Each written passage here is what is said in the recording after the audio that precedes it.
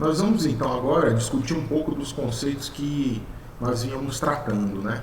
Então eu vou aqui pegar nessa simulação um exemplo característico, né, de apenas uma bobina, né, ou apenas uma espira, na verdade, ligada nesse circuito aqui a uma lâmpada, né, aos terminais de uma lâmpada.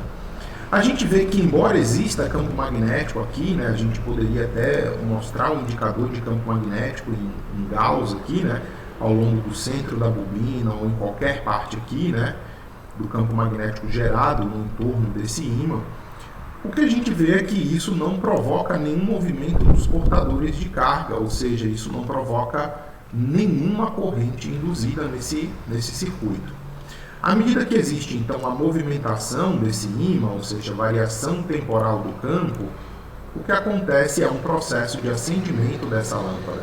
E ele é tão mais intenso quanto for, de fato, a variação temporal desse campo. Então, vou tentar fazer uma variação bem abrupta, bem rápida, para vocês verem que, de fato, o que influencia esse movimento é, de fato, a variação do campo magnético em função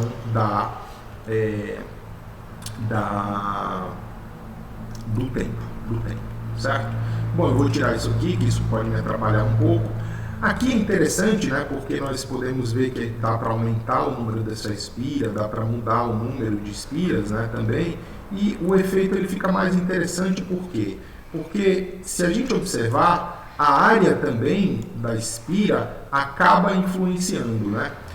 O que, na verdade, é mais interessante aqui é que a taxa de variação do campo no tempo, ou seja, a variação do fluxo no tempo, e fluxo nesse caso é simplesmente campo vezes área, né? Então a taxa de variação campo por área, a área não se modifica, mas poderia. Imagine, por exemplo, que esse ímã fosse fixo, mas que nós pudéssemos de alguma forma girar essa lâmpada, né? Se nós pudéssemos girar essa lâmpada com esse circuito aí, obviamente o vetor área associado a essa espira, a essa área transversal, se modificaria no tempo, e se isso girasse com uma certa velocidade angular, claramente a lâmpada acenderia, porque haveria um processo de geração de uma fé induzida aí, certo? Bom, o efeito também pode depender do número de espiras. Se eu aumentar o número de espiras aqui, obviamente eu amplifico, né, esse efeito, e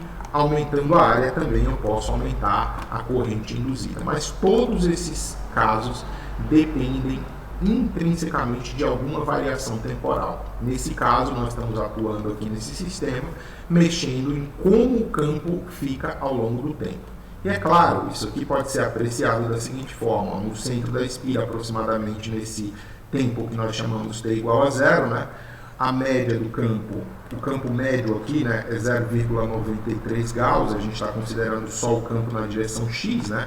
Dá para ver a partir dessas bússolas que são colocadas nessa simulação. Esse campo vetorial ele tem uma componente muito, muito pequena na direção y, então ele é praticamente dirigido ao longo dessa direção.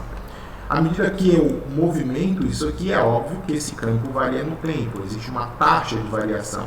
O importante é, se eu mantiver essa taxa, eu consigo sempre ocasionar, a partir dessa variação, uma corrente induzida aqui. Essa corrente induzida provoca o brilho dessa lâmpada.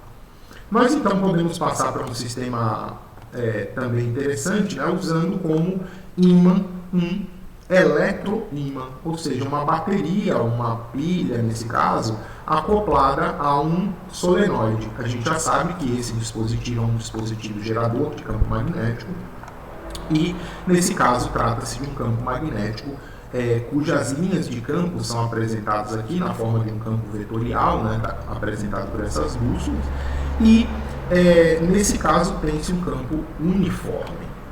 Eu posso movimentar essa bússola aqui para dizer, olha, o campo ao longo da direção, ao longo do eixo, né, de simetria dessas bobinas, ele é dirigido ao longo da direção x. E isso a gente já viu ao longo do curso. Um caso interessante é quando essa fonte de tensão é uma fonte de tensão alternada, objeto de estudo dos próximos capítulos, né? Mas, em linhas gerais, o que se tem é justamente uma corrente ligada ali, que não é uma corrente contínua, mas uma corrente que oscila ao longo do tempo, com uma certa amplitude, com uma certa frequência. Então o campo fica variando o tempo todo a sua polaridade de acordo com essa variação aqui, né? Variação de amplitude, eu posso variar essa amplitude e posso variar também a frequência dessa corrente de entrada e alternada nesse caso, para mudar essa frequência em que o campo, a direção do campo, por exemplo, no centro da bobina, aqui, ó, como nós vimos, oscila de 180 graus, certo? Muito bem. Então, agora, qual é a ideia, né? A ideia, então, de usar um eletroímã, né, como esse aqui, é de mostrar justamente que movimentos relativos da bobina, que é o eletroímã, do ímã em relação à lâmpada com essas espiras, provoca a força eletromotriz e vice-versa. Ou seja, se eu movimentar esse objeto ou movimentar a lâmpada, não é? Ao longo desse campo aqui, ó, eu tenho precisamente o mesmo efeito, né? Então, veja que é bastante interessante, isso contempla algo bastante relevante da física, né? A gente diz que a física é a mesma em todos os referenciais, a partir daquilo que é o princípio da relatividade.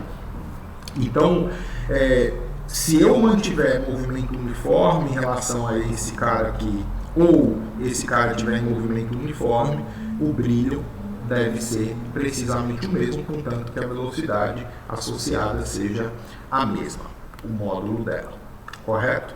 Então, o que está em jogo aqui? Aquilo que nós vimos anteriormente. Se não houver nenhum tipo de variação temporal desse campo, não haverá nenhum tipo de corrente induzida, ou seja, não haverá movimento de portadores de carga. A gente vai estudar por que de fato esses portadores de carga eles passam a ter alguma força, né? Na verdade, o movimento só pode se dar a partir da segunda lei de Newton, a partir da variação de momento linear dessas partículas aqui que tem carga. Mas por que elas se movimentam? Porque a variação de campo magnético provoca uma força eletromotriz. Força eletromotriz tem relação com voltagem, não é? E voltagem, como nós vimos anteriormente, tem relação com campo elétrico. Em outras palavras, existe um campo elétrico ao longo desses loops aqui que provoca o movimento de cargas, de portadores de carga, né? Então, basicamente, o que ocorre é um efeito, como a gente estudará mais em detalhe, de feedback. Então, nós vimos isso aqui, né?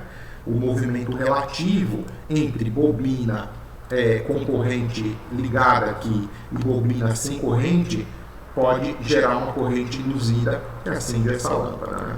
Ou o movimento dessa bobina também pode ocasionar isso. Agora, para manter isso aqui constante, né, se eu quisesse, eu poderia colocar, por exemplo, uma fonte de tensão alternada, que faria um papel bastante relevante aqui nesse caso, que é o de promover uma variação temporal sempre aí constante, colocada, né, no sentido de que a lâmpada sempre possa brilhar sem que eu precise ter nenhum trabalho em relação a isso, ou ficar movimentando essa bobina, ou movimentando esse outro loop com a lâmpada, certo?